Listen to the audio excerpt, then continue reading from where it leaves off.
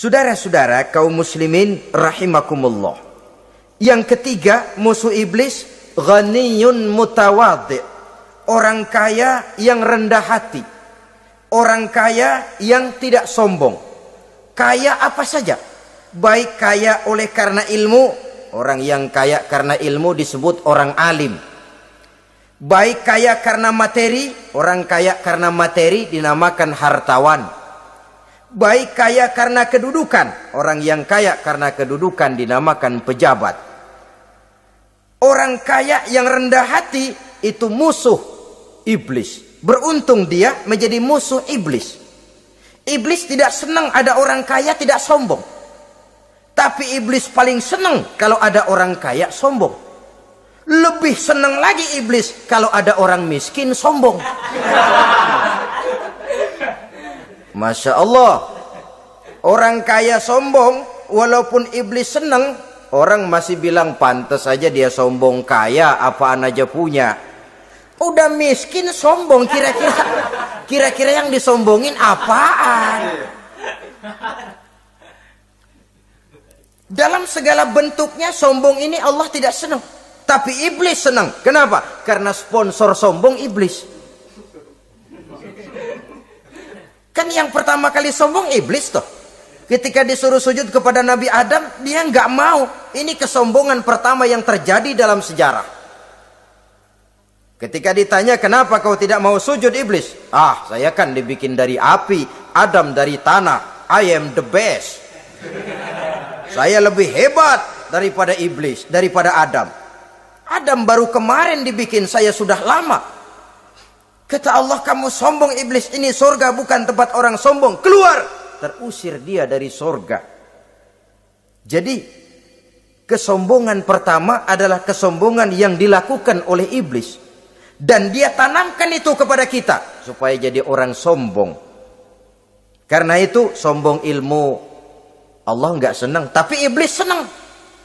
Mentang-mentang ada ilmunya. Nih, satu-satunya ustadz di sini ya. Semua mesti ngaji sama gue. Kalau nggak ngaji sama gue, Islamnya kurang tapi bener. Sombong karena ilmu. Sombong karena pangkat. Mentang-mentang pakai bintang di pundak, jalan pundak duluan. Yang wajar saja hidup ini. Sombong harta pun begitu. Kaum muslimin rahimakumullah. Orang kaya yang rendah hati dimusuhi oleh iblis, tapi dicintai Allah, dicintai Rasul, dicintai malaikat. Caranya bagaimana? Kembali kepada satu kesadaran bahwa pada saat terlahir ke alam dunia ini tidak ada yang pernah kita bawa. Kalau sekarang kita punya rumah, punya kebun, punya kendaraan, punya pabrik, punya segala macam benda, apa itu? Titipan. Pada suatu saat akan diambil kembali oleh yang menitipnya. Kalau titipan itu pandai kita jaga, pandai kita syukuri, titipan akan makin banyak. Sama juga kita dalam kehidupan. Kalau orang bisa kita percaya, saya mau pergi ke luar negeri, rumah saya titip kepada tetangga. Saya pulang dari luar negeri, isi rumah tetap, tidak berkurang. Malah dibersihi, malah disapu, dihilangkan kotorannya. Tentu bukan main syukur saya, girang saya. Akan bertambah kepercayaan saya untuk menitipkan apa saja. Ini makna la in syakartum la azidannakum wa la in kafartum inna azabi lasyadid. Kalau kamu pandai bersyukur, aku tambah nikmat. Tapi kalau kamu ingkar, azabku teramat pedih. Artinya apa? Nikmat bisa berubah menjadi azab kalau kita tidak pandai mensyukurinya. Ma'asyiral muslimin rahimakumullah. Orang yang kaya ilmu lalu rendah hati, tidak selalu ingin menonjolkan diri. Ini kadang-kadang yang tanggung ini yang bikin berabe. Alim bener enggak, geblek bener juga enggak. Yang sedikit-sedikit mau nonjolin diri.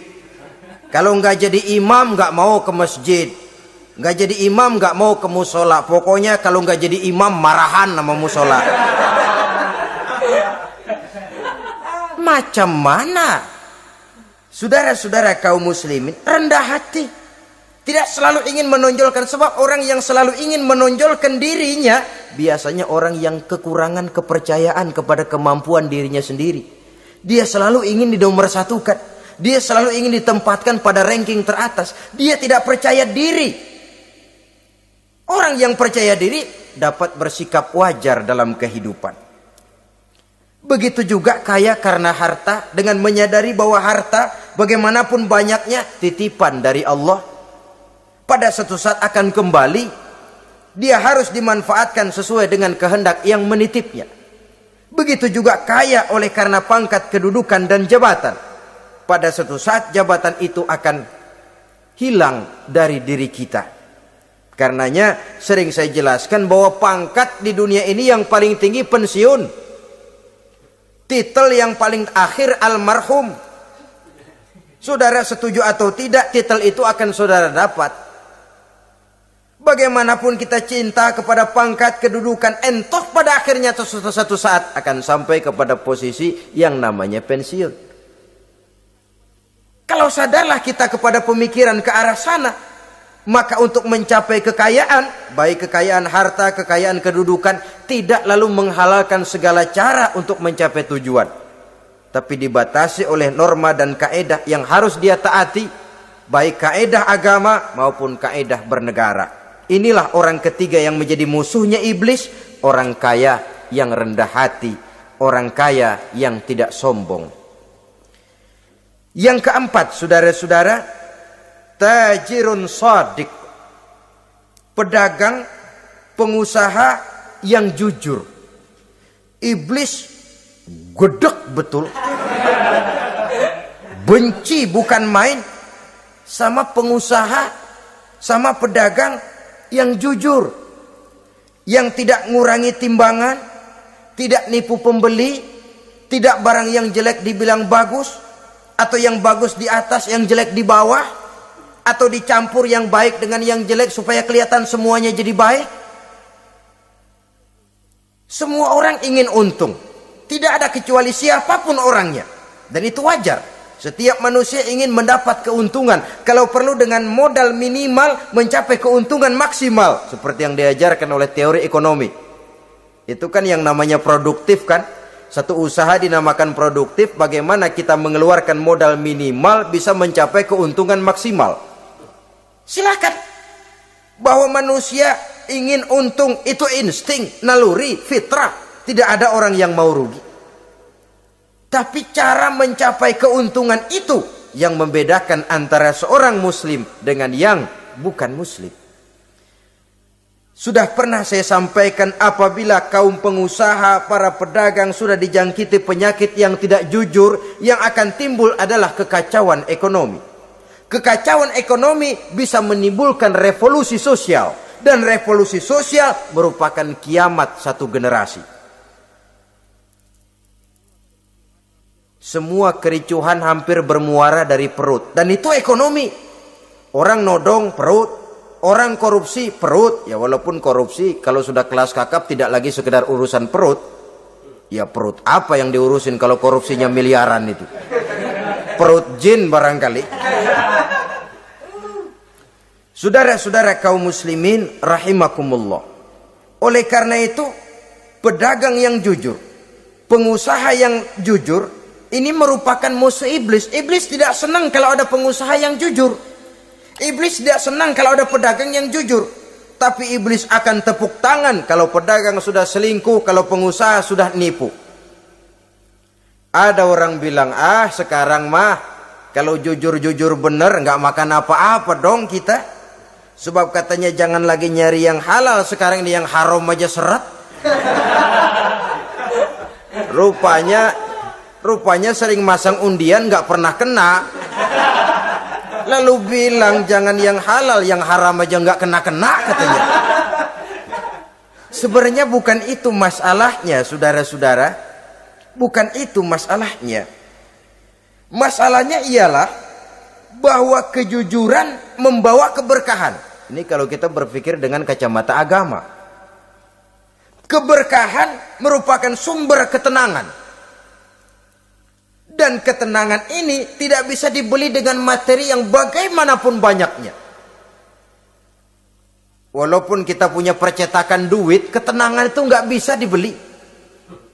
Jangankan cuma punya duit banyak, percetakan duit saudara punya, mau membeli ketenangan yang berasal dari keberkahan, sulit. Jadi kejujuran membawa keberkahan, keberkahan membawa ketenangan. Jangan macam dulu tukang sol sepatu. Ditanya oleh temannya, "Bang, ngesol satu hari dapat berapa?" 200 rupiah. Sembayang enggak? Enggak. Islam? Islam, kalau Islam mah. Kata temannya, "Sembayang dah, kali aja besok dapat rezeki lebih banyak." Yang benar, iya. Sebab kalau orang sholat itu Allah dekat, nanti rezekinya ditambah. Beneran? Bener. Subuh sembayang dia. Habis sembayang sarapan, berangkat ke tempat dia ngesol, mangkal. Dari pagi sampai jam 11 belum ada juga yang ngesol. Mulai bimbang hatinya. Katanya kalau sembayang rezeki tambah. Tadi sembayang subuh sampai gini hari belum ada yang ngesol. Cobaan kali, sabar. Datang sholat zohor. Habis zohor nunggu lagi, belum juga ada yang datang ngesol.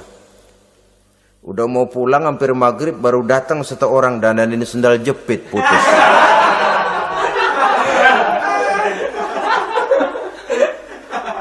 Sudah bayar 25 rupiah, pulang dia si tukang sol ini, ketemu sama temennya yang nyuruh sholat tadi. Ditanya, "Bagaimana penghasilan ini hari?" Apa dijawab? "Gua kapok deh sembahyang."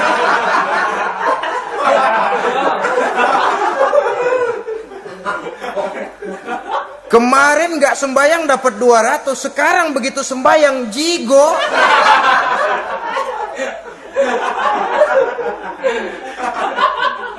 Dia tidak sadar bahwa dengan dari kacamata agama, 25 rupiah yang membawa berkah jauh lebih baik ketimbang 200 uang panas. Dari kacamata agama, 25 rupiah yang membawa berkah lebih baik daripada 200 rupiah tapi panas. Sebab panas menjauhkan kita dari ketenangan. Itulah sebabnya, maka pedagang yang jujur, pengusaha yang jujur menjadi musuh setan dan beruntung. Sekarang jadi pengusaha jujur-jujur nggak dapat proyek, Pak. Kalau nggak bisa semir semur. Padahal agama sudah menjelaskan ar-rashi wal murtashi finnar. Orang yang nyogok dan orang yang disogok dua-duanya neraka. Kenapa? Join termasuk ta'awanu 'alal ismi wal udwan. Bertolong-tolongan dalam berbuat dosa dan kesalahan. Kalau hadiah, lain hadiah. Kalau sedekah, lain sedekah. Tapi yang namanya semir, suap, ar-rashi wal murtashi finnar. Saudara-saudara kaum muslimin rahimakumullah. Jadi pedagang yang jujur, pengusaha yang jujur merupakan salah satu roda perekonomian. Kegoncangan ekonomi akan menimbulkan dampak sosial yang sangat luas dan kompleks. Yang pada giliran puncaknya, dampak paling negatifnya, dia sanggup menggerakkan terjadinya revolusi sosial. Bukankah sebagian besar gerak hidup manusia dimotivasi oleh keinginan untuk mempertahankan kelangsungan hidup? Dan kelangsungan hidup artinya mulut. Mulut itu artinya perut, dan itu artinya makan. Setelah itu mungkin baru pangan, baru sandang, baru dia berpikir pakaian dan sebagainya. Jadi karena dia merupakan penggerak roda ekonomi, pedagang yang jujur, pengusaha yang jujur mutlak diperlukan dalam kehidupan ini. Sebab sekali lagi, kejujuran akan membawa keberkahan, keberkahan memberikan ketenangan dalam kehidupan. Oleh karenanya kita umat Islam, biarin duit kita banyak, asal berkah. Itu tentu idealnya. Ketimbang dikit tidak berkah, lebih baik ia banyak, ia berkah.